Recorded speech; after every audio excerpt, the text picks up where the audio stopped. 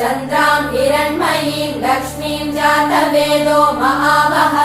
तां महावः जातवेदो लक्ष्मीमनपगामिनीम् यस्यां हिरण्यं विन्देयं गामश्वं पुरुषानहम्